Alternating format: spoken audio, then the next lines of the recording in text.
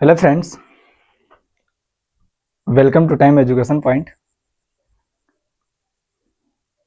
चलिए 10वीं क्लास का द्विघात समीकरण पार्ट 1 और पार्ट 2 का वीडियो अपलोड कर दिया गया है। द्विघात समीकरण है और केवल अभी हम लोग इंट्रोडक्शन ही जान रहे हैं और यह इंट्रोडक्शन पार्ट 1, पार्ट 2, पार्ट 3 और लास्ट इंट्रोडक्शन है। और पार्ट 3 तक 3 इंट्रोडक्शन यदि आप देख लेते हैं तो ये जितने भी प्रश्नावली है 4.1, 4.2, 4.3 इन सारे प्रश्नावली के प्रश्न जो होंगे आप आसानी से हल कर लीजिएगा। और आज का टॉपिक हम लोग पढ़ेंगे क्या, विविक्त कर। ठीक है, ये टॉपिक हम लोग पढ़ेंगे और इससे पार्ट 1 और पार्ट 2 में क्या बताया गया है, जांच करने के लिए भी बताया गया है कि कौन समीकरण द्विघात समीकरण है और कौन नहीं है। ये पार्ट 1 में बताया गया है और पार्ट 2 में हमने जो है कुछ एग्जाम्पल के अकॉर्डिंग बताए हैं कि किस प्रकार से जांच किया जाता है कि यह समीकरण द्विघात है या नहीं, और इसी में साथ साथ मूल ज्ञात करने के लिए भी बताए हैं। जो कौन मेथड से हम बताए हैं तो वह गुणनखंड विधि से बताया गया है मूल ज्ञात करने के लिए। तो आज का जो टॉपिक हम लोग जो द्विघात समीकरण का पार्ट 3 में विविक्त कर लेकर का है, चलिए इसके बारे में आज हम लोग जानेंगे। आप सभी को प्यारा सा गुड मॉर्निंग। चलिए अब जग जाइए, अब रेडी हो जाइए कलम कॉपी लेकर के। आज का टॉपिक पार्ट 4 हम लोग स्टडी करेंगे। चलिए, और हाँ दोस्तों, हमने एग्जाम्पल के साथ साथ एक एक प्रश्न जो है आप सब के लिए छोड़ा जा रहे हैं, बट उसका आंसर आप लोग कमेंट बॉक्स में नहीं दे रहे हैं। ठीक है, तो आप सबसे रिक्वेस्ट है कि उस प्रश्न को यदि आप वीडियो देखते हैं और यदि वीडियो अगर अच्छा लगता हो तो उन सारे प्रश्नों को देखते हुए जो एक प्रश्न आपके लिए छोड़ा जा रहा है उसका आंसर भी कमेंट बॉक्स में दीजिए, तभी हमें पता चलेगा कि आपको समझ में आ रहा है। तो आज का टॉपिक हम लोग चलेंगे क्या, विविक्त कर। क्या पढ़ेंगे? विविक्त कर। ठीक है,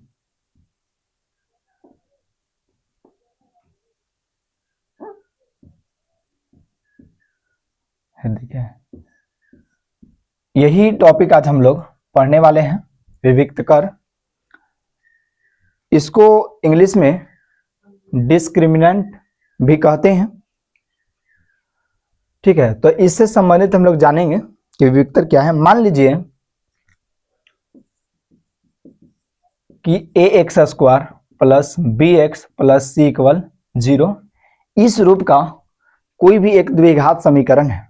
ठीक है, और इन द्विघात समीकरण के अकॉर्डिंग हम लोग किस प्रकार से विविक्तर ज्ञात करेंगे ये चीज हम लोग जानेंगे। समझिएगा, यह जो विविक्तर है इस विविक्तर को देखिए डी के माध्यम से डिनोट किया जाता है। डी का मतलब क्या होता है, तो डिस्क्रिमिनेंट होता है। ठीक है, तो इसको हम लोग डी के माध्यम से डिनोट करेंगे। और यह जो डी हम लोग निकालते कैसे हैं, तो डी जो होता है देखिए b² माइनस 4ac होता है, यह है डी बराबर। ठीक है, डी इक्वल क्या होता है, तो b² माइनस 4ac होता है। नहीं तो ऐसा अगर यदि हमने हल करेंगे, ठीक है, तो उस केस में आपका डी का मान निकल जाएगा, मीन्स विविक्तर निकल जाएगा। इसी को हम लोग विवेचक भी कहते हैं। क्या कहते हैं, देखिए विवेचक भी कहा जाता है विविक्त कर को। ठीक है, और यह जो है ना दोस्तों, एक एग्जाम में प्रश्न निश्चित है जो आता ही आता है। ठीक है, तो हम लोग जानेंगे कि मान लीजिए कोई भी जो द्विघात समीकरण होंगे, देखिए ax² plus bx plus c equal 0 इस रूप का होंगे। और इस रूप के होने के साथ साथ, ठीक है, एक फॉर्मूला d इक्वल टू क्या होता है, तो b² माइनस 4ac होता है। यह जो d है एक प्रकार का क्या है, तो विविक्त कर है, या इसी को हम लोग विवेचक भी कहते हैं। क्या कहते हैं, विवेचक भी कहते हैं। ठीक है, और ये चीज हम लोग ज्ञात करने के लिए पहले हम लोग सीखेंगे किस प्रकार से ज्ञात किया जाता है। उसके बाद इसमें ही हम लोग पढ़ेंगे मूल्यों की प्रकृति। ठीक है, क्या पढ़ेंगे, मूलों की प्रकृति भी ज्ञात करने के लिए हम लोग सीखेंगे। ठीक है, तो हम लोग पहले जानेंगे। सपोज दैट मान लीजिए हमने एक एग्जांपल लेते हैं कि एक्स स्क्वायर माइनस, देखिए यह 4x + 2 = 0 है। इसमें आपको विविक्तर का मान निकालना है। क्या चीज का मान निकालना है, विविक्तर का मान क्या होगा। तो उस केस में हम लोग क्या करेंगे, कैसे निकालेंगे, सो समझेंगे। जो एक्स स्क्वायर का जो कोफिशिएंट होगा दोस्तों, वह ए का वैल्यू होगा। हमने पार्ट 1 और पार्ट 2 में भी अच्छी तरीके से समझा है। ठीक है, जो भी एक्स स्क्वायर का जो कोफिशिएंट होगा वह किसका वैल्यू होगा, एक्स का वैल्यू होगा, मैं सॉरी, वह ए का वैल्यू होगा। और जो एक्स का जो कोफिशिएंट होगा, ओनली फॉर एक्स का जो कोफिशिएंट जो होगा, ठीक है, वह बी का वैल्यू हो जाएगा। और जो ऐसे ही रहेगा उसमें ना तो एक्स स्क्वायर और न ही एक्स रहेगा, उस केस में उसको हम लोग मानेंगे वह सी का वैल्यू। क्या मान लेंगे, सी का वैल्यू। ठीक है, तो हमने यहां लिखेंगे क्या, ए इक्वल कितना हो जाएगा दोस्तों, तो एक्स स्क्वायर का कोफिशिएंट कुछ नहीं है तो 1 होगा, यानी 1 हो जाएगा। और बी का कोफिशिएंट क्या होगा, तो देखिए -4 हो जाएगा। और सी का जो कोफिशिएंट होगा दोस्तों वह कितना है, 2। अब यहां से आपसे कह रहा है देखिए क्या कह रहा है कि विविक्तकर ज्ञात करना है। देखिए यह ज्ञात करना है, मीन्स डी का वैल्यू निकालना है। तो कैसे निकालेंगे, तो डी इज इक्वल टू क्या, बी स्क्वायर माइनस 4ac होता है। तो बी का वैल्यू है कितना दोस्तों, तो -4 का होल स्क्वायर -4 इंटू ए का वैल्यू कितना है, तो 1 इंटू सी का वैल्यू कितना है, तो देखिए 2। अब यहां से जब कोई संख्या माइनस में हो, अगर उसका पावर अगर सम हो, तो उस केस में उसको उतना बार मल्टीप्लाई करने के बाद वह जो संख्या आएगा पॉजिटिव आएगा। अगर जब कोई संख्या अगर माइनस में हो और उसका पावर अगर विषम हो, तो उस केस में जो प्राप्त होगा संख्या वो हमेशा नेगेटिव प्राप्त होगा। समझिए, इसका मतलब हमने ये बोला कि 2 के पावर, सपोज दैट मान लीजिए यह -2 के पावर है, देखिए -2 के पावर है, देखिए 3 है। तो उस केस में यह -2 के पावर है, देखिए 3, कहने का मतलब यह विषम है। क्या है, पावर क्या है, तो विषम। इसका मतलब जब विषम रहेगा तो -2 को आप 3 मर्तबा गुना कीजिएगा, तो देखिए यह माइनस में ही प्राप्त होगा, निगेटिव नंबर प्राप्त होगा। ठीक है, अगर पावर अगर इसका सम रहेगा, इसका मतलब -2 को इतना बार अगर यदि मल्टीप्लाई करते हैं, 2 बार मल्टीप्लाई करते हैं, मीन सम रहने पर ये हमेशा प्लस में आंसर आएगा, यानी कितना आ जाएगा, तो देखिए 4। तो यहाँ पर भी हम लोग समझेंगे -4 है का होल पावर कितना है, देखिए 2, यानी -4 का होल स्क्वायर, यानी इसको इतना बार स्क्वायर करेंगे तो यह फाइनली रिजल्ट क्या देगा, तो 16 दे देगा। और माइनस इसको मल्टीप्लाई करेंगे, 4 एकम 4, 4 दूना 8, यानी ये हो जाएगा 8। अब इसको घटा देंगे दोस्तों, तो फाइनल जो रिजल्ट आया, ठीक है, वह कितना आएगा, तो देखिए यार यह जो हमारा निकला, यह क्या निकला, तो देखिए डी का वैल्यू निकल गया, मीन्स विविक्तकर का मान निकल गया। ठीक है दोस्तों, तो यह जो हुआ ये देखिए राइट आंसर। और यह 1 नंबर का प्रश्न आपसे पूछा जा सकता है ऑब्जेक्टिव प्रश्न में। ठीक है, कि विविक्तकर का मान ज्ञात करें, विवेचक का मान ज्ञात करें या डी का मान ज्ञात करें, तो उस केस में हम लोग इस रूप में डी का वैल्यू आसानी से निकाल लेंगे। ठीक है, तो आप लोग भी अब निकाल लीजिएगा ना, डी का वैल्यू इस प्रकार से निकाला जाता है। ठीक है, नेक्स्ट एग्जांपल हम लोग समझेंगे। एक और प्रश्न हमने लेंगे, यह एग्जांपल फर्स्ट था। सेकेंड क्वेश्चन है 2x² + x = 0 ऐसा है। तो इस प्रश्न को हम लोग कैसे हल करेंगे और विविक्तकर का मान भी निकालेंगे, मीन्स डी का वैल्यू भी निकालेंगे। कैसे, तो हमने बताया कि जो x² का जो कोफिशिएंट होगा वो हमेशा a का वैल्यू को शो करेगा, और जो x का जो केवल कोफिशिएंट जो होगा वह b का वैल्यू को शो करेगा। और जो ऐसे ही होगा उसमें ना तो x² और न ही x का टर्म होगा, न ही x होगा, तो उस केस में उसको हम लोग c मान लेंगे। ठीक है, तो हमने x² का जो कोफिशिएंट कितना है, 2, मीन्स a का वैल्यू क्या हो गया, तो देखिए 2 हो गया। क्या हो गया, 2। x का कोफिशिएंट कुछ नहीं, तो देखिए 1 है, मीन्स बी का वैल्यू 1। अब इसमें सी दिख ही नहीं रहा है। जब सी नहीं दिख रहा है तो उस केस में उसको हमने सी का जो वैल्यू लेंगे दोस्तों, ये देखिए शून्य ले लेंगे। क्या ले लेंगे? शून्य, मीन्स 0 ले लेंगे। ठीक है, अब यहां से आप आसानी से डी का वैल्यू आप निकाल दीजिएगा, बी स्क्वायर माइनस 4ac। ठीक है, तो बी का वैल्यू है कितना? 1 का स्क्वायर करेंगे माइनस 4 इंटू ए, तो ए का वैल्यू है कितना? है देखिए 2 इंटू सी का वैल्यू कितना है देखिए 0। 1 का स्क्वायर करेंगे तो 1 और 4 टू 8, यानी 0 से कोई भी संख्या में अगर मल्टीप्लाई तो फाइनल रिजल्ट जो देगा वह 0 ही देगा। ठीक है, 1 में से 0 को हमने सब्ट्रैक्ट कर दिया, तो देखिए फाइनल क्या आया, देखिए दोस्तों राइट आंसर हुआ है। ठीक है, 1 नहीं, तो इस प्रकार से हम लोग विविक्तर ज्ञात करेंगे। और जो है ऐसा प्रश्न देगा ही, एक निश्चित है जो एग्जाम में आता ही है। आप चाहे किसी भी बोर्ड से हो, तो इन सारे प्रश्न जो पार्ट 1, पार्ट 2, पार्ट 3 करके जो आपको वीडियो अपलोड किया जा रहा है 10वीं कक्षा का, कौन सा चैप्टर है? तो वह द्विघात समीकरण है। ठीक है, तो इन सारे पार्ट 1, पार्ट 2 में आप देख लीजिएगा, जो आसानी से क्वेश्चन को आप हल कर सकते हैं। चलिए हम लोग एक दो और प्रश्न बना लेते हैं, जो विविक्तर विवेचक किस प्रकार से ज्ञात किया जाता है। हम लोग इतना ही एग्जाम्पल बना लेते हैं। जब प्रश्नावली स्टार्ट होगा तो उस केस में जो प्रश्न आप देखिएगा तो आप स्वयं बना सकते हैं दोस्तों, इसलिए आपके बीच जो है इतना एग्जाम्पल के साथ हम पढ़ाते हैं। ठीक है, चलिए एक और प्रश्न लेते हैं।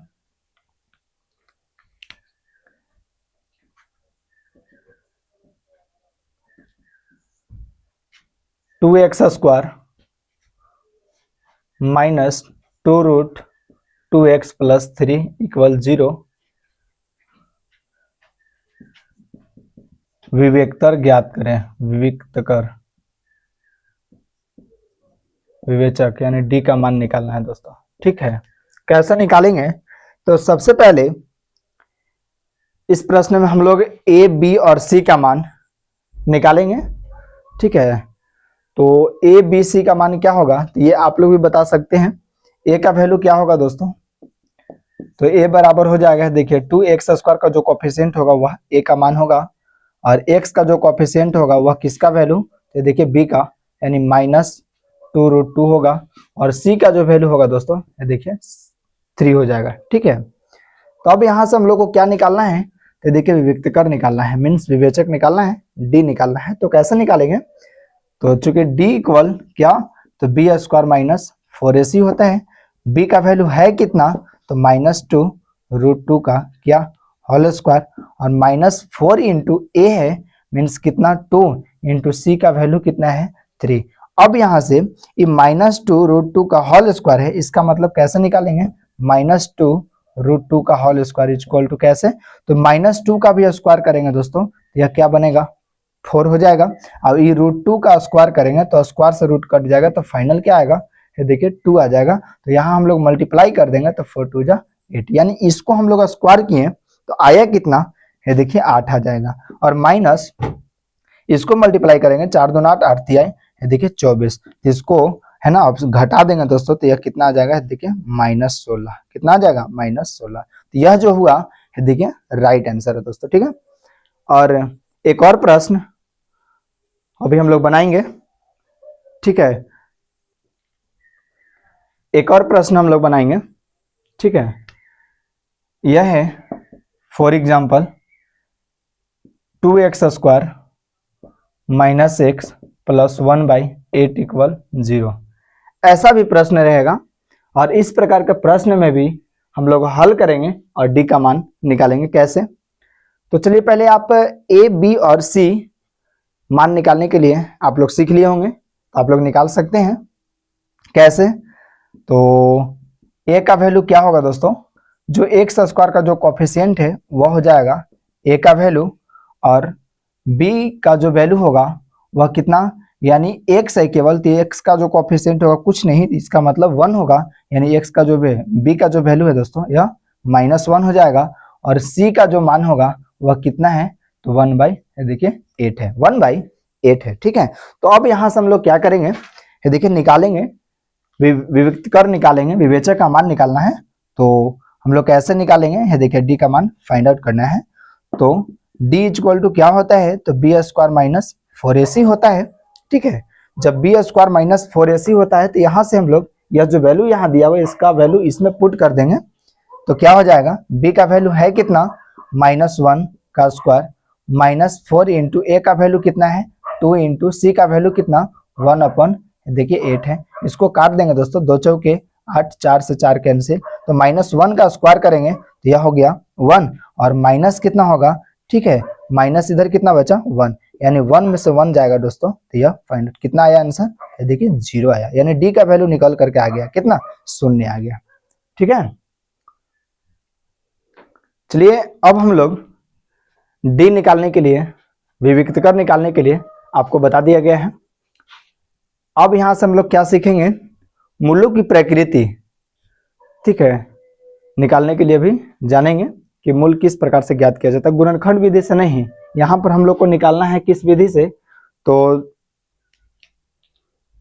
डी का वैल्यू 3 रूप में ज्ञात होता है जो है, और 3 रूप में वह मालूम होगा, कौन कौन रूप है देखेंगे हम लोग।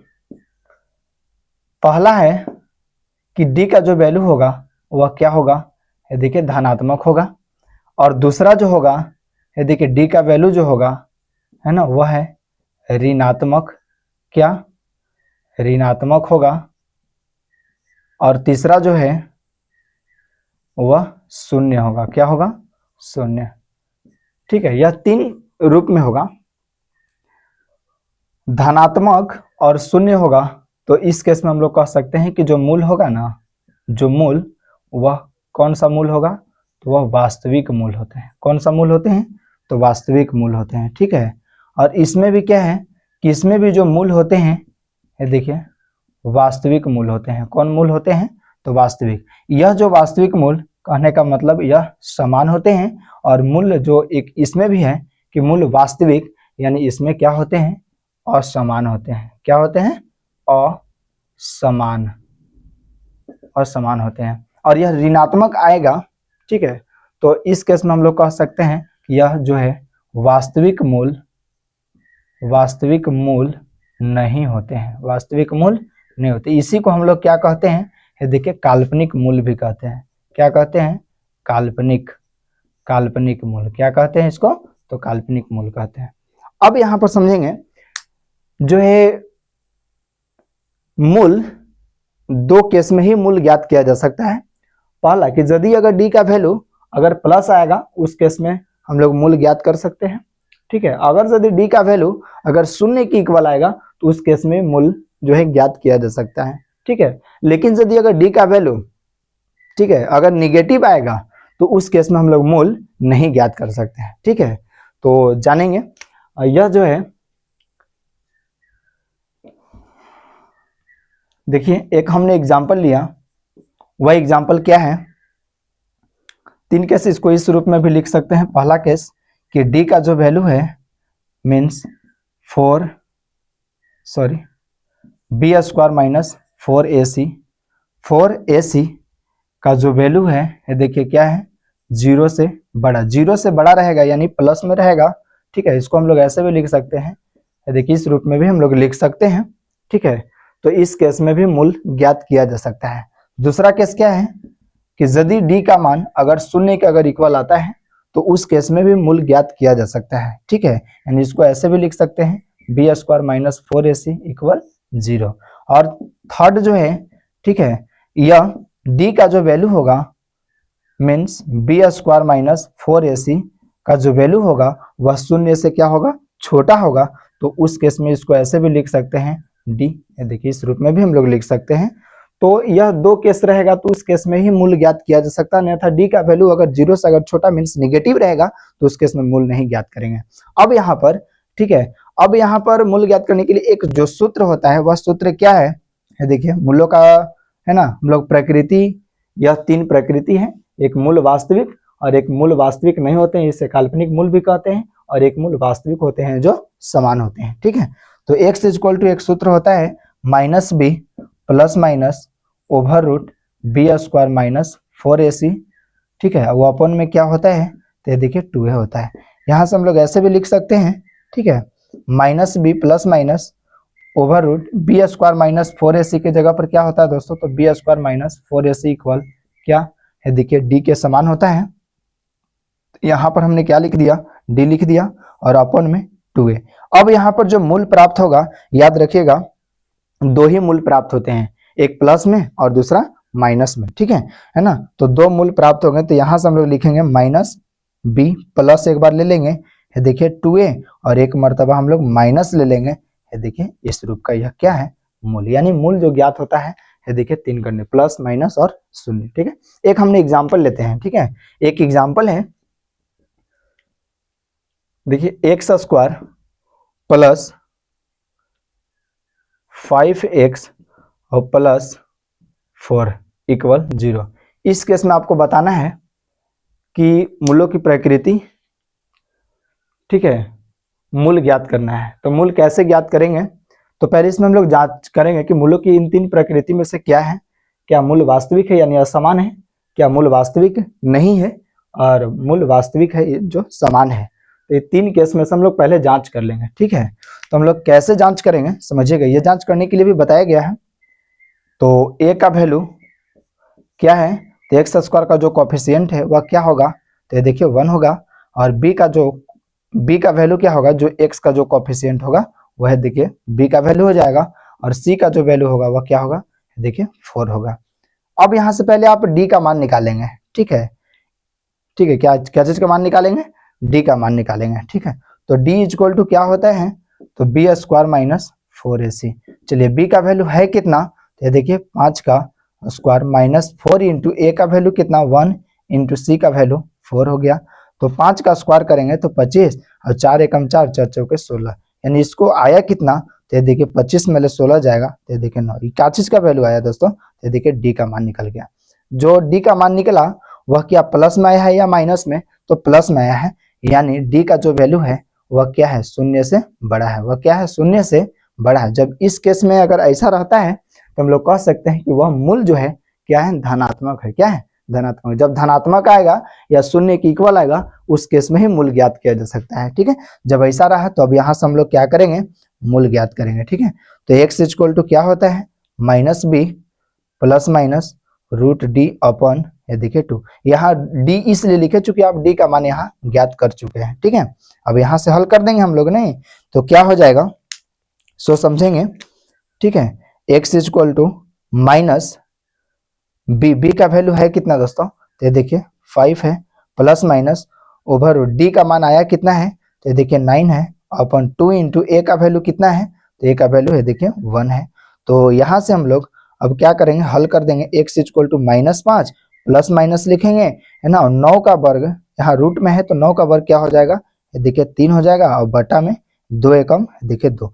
अब यहाँ से हम लोग क्या करेंगे, तो यहाँ से हम लोग एक बार प्लस के साथ लेंगे और एक बार माइनस के साथ हल करेंगे। तो x इक्वल टू जो होगा -5 प्लस 3, एक बार ले लिए बटा में 2, और एक बार हम लोग क्या माइनस में लेंगे, -5 -3 और बटा में 2। तो x इक्वल टू क्या आया, -5 में ले 3 जाएगा तो -2 बटा 2, है ना, और यहाँ -5 -3 यानी -8 बटा 2, इसको काट दिए तो ये देखिए 4, यानी x का जो वैल्यू आया ये देखिए -2 और ये देखिए -4। यह जो हुआ दोस्तों ये देखिए राइट आंसर है, ठीक है।